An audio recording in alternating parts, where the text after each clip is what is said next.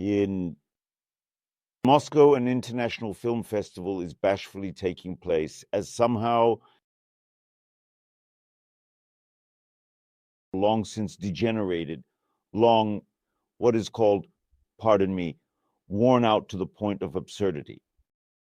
Well, at this international film festival, they pretentiously show some Argentine, Brazilian, Korean nonsense, but also the leftovers of Turkish cinema. Something was brought even by the tribes of New Guinea and Mozambique. And this is quite enough to give the event an international status.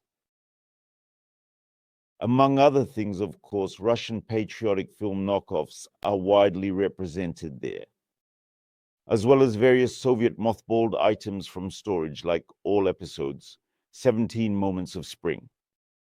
It's clear that there's nothing to show, but nevertheless, the event needs to be held. Nevertheless, despite the scarcity, poverty, and degeneration, the Moscow Film Festival in Moscow appeared a great reason for the Moscow glamour to rejoice.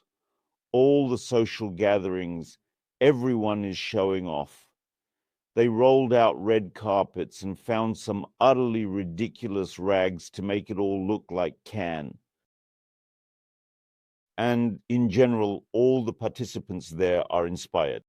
In general, it must be understood that Russian glamour is, of course, a gathering of remarkable mutants who have consciously and deliberately chosen disgrace for their cause.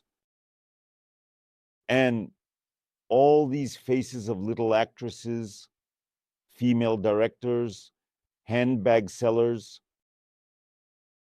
the faces of these Moscow women of the era of the Putin Reich, they will go down in history as symbols of opportunism and amusing ugliness. Because unlike the trench orcs who are, firstly, lissencephalic and perpetually under the influence, all these glamour boys and girls perfectly understand what the country is doing. But in order to keep their handbags, dachas, and little tea sets, they have learned to turn a blind eye to all sorts of buchas, sums, to the wild war crimes of the special military operation, to the blatant madness of the Russian Führer. And here they see nothing, hear nothing to stay. Firstly, positive and not to blurt out anything unnecessary. They see nothing. They don't see how in Moscow, in St. Petersburg, all over Russia, it's happening right under their noses. Innocent girls, poets, elderly women, writers, scientists, journalists who dared to stand against the Kremlin degenerates are being led to the slaughter, driven into colonies. But this intelligentsia, they have learned to close their eyes and see nothing, and their guilt, all of them. It is, of course, much more significant even than the guilt of the trench organs. In general, if you are trying to understand any action of any person, I always recommend you get to the simplest, the most base motivation. And it is precisely this motivation that will always be the only true belief. Of course, there are exceptions,